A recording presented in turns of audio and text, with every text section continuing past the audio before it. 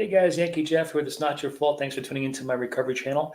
This is going to be a really good conversation here. This is a expose. This is two doctors discussing the pros and cons of marijuana use, long-term marijuana use for children or for anybody for that matter. This is a Dr. Andrew Huberman with the cons and negative effects of marijuana. And then we have a Dr.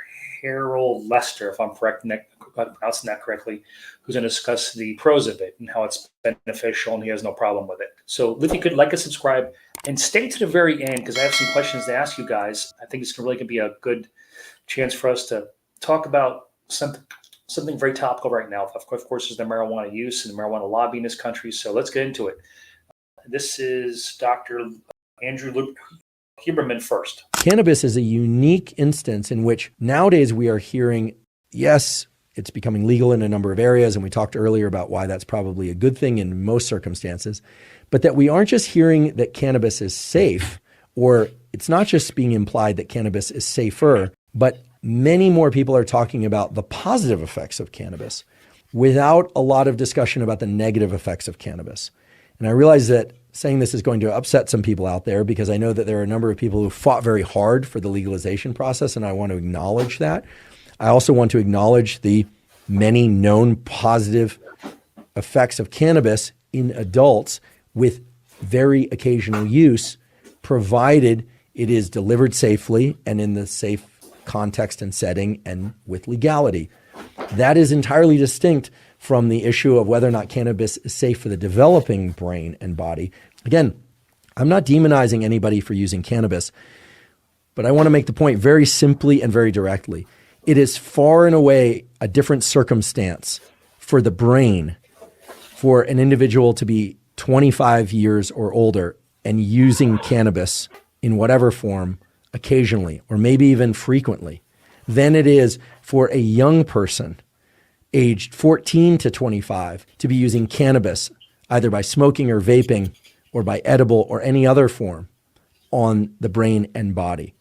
It's absolutely clear that the brain continues to develop at least until age 25, and that a huge number of systems related to mood regulation, so-called executive function, the ability to organize one's thoughts, plan, and execute plans, essentially to become a functional human being, right? That's one portion of becoming a functional human being, but certainly an essential one.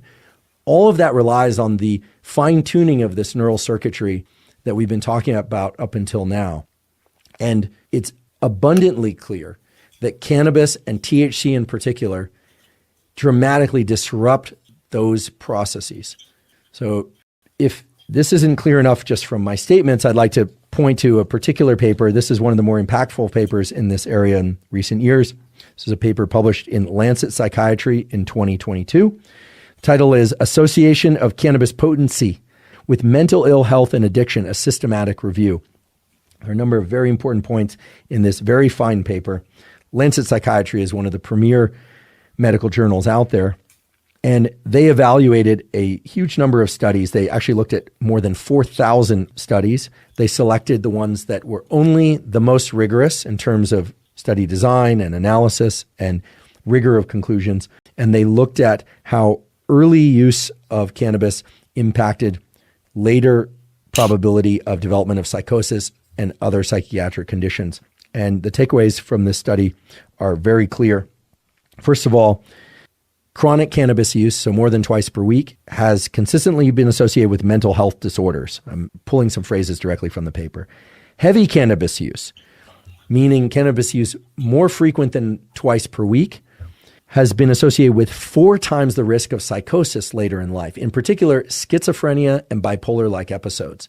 Now, we've done an episode on bipolar disorder, so-called bipolar depression. We have not yet done one on schizophrenia, but both bipolar disorder and schizophrenia have a very, very strong genetic component. There's a 30 times greater likelihood that you'll have bipolar disorder if you have a first relative who has bipolar disorder. And then it's also the case that using cannabis, especially during adolescence and the teen years and up until age 25, create a 4 times greater risk of psychosis for those that have a predisposition to bipolar disorder and or schizophrenia. Now, I don't hear very much about this in the media. This paper got some attention and then it sort of got swept away. I don't think that was an intentional sweeping away. There's just a lot of events in the world, as you well know. But I think it's a particularly important set of findings because obviously in looking at so many studies, it distills out the strongest findings that are out there and really pulls the consistent messages that are arriving from all these different studies. And as they point out, and again, I'm paraphrasing here, this is the first systematic review of the association of cannabis potency.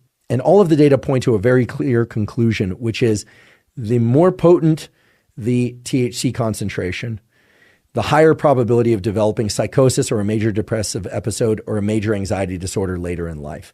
That should be of particular concern because we are absolutely clear about the fact that with the advent of all these new strains of cannabis and with the engineering and availability of cannabis at much higher potency, meaning THC potency, the risk of psychosis is going up and is likely to continue going up unless something is done to reduce the frequency of cannabis use to zero, ideally, or to very low frequency, very low potency in adolescents and teens and people aged 25 or younger. I know a lot of people don't want to hear this message because, first of all, it's alarming. And second of all, as I mentioned earlier, the statistics tell us that the greatest number of people that are starting to use cannabis are in the age bracket of 16 to 24. Many of them are functional in other areas of life. They are students, they are employed, etc.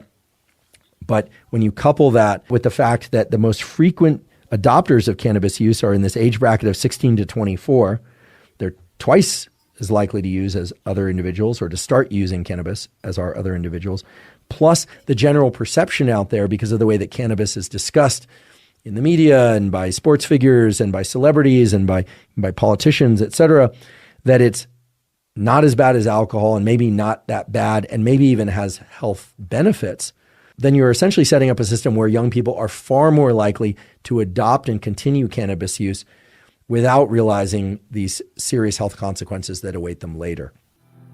Oh, hello, everyone. How are you? Dr. Hannibal Lecter here, and I'm here to discuss the pros and cons of marijuana use. You caught me in the middle of having dinner. Jeff can't be here anymore, and I'm afraid he won't be coming back. But I do appreciate you stopping by his recovery channel. It's been oh, look at that! I have to my jewelry I have to put away. But please understand that I've been using marijuana my whole life, and I've had no problem with it whatsoever. So, by all means, keep smoking because it's not that bad. Look at me; I turned out wonderful.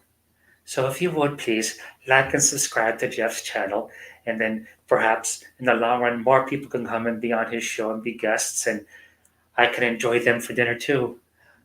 Have a great day, and by all means, keep coming back. It works if you work it.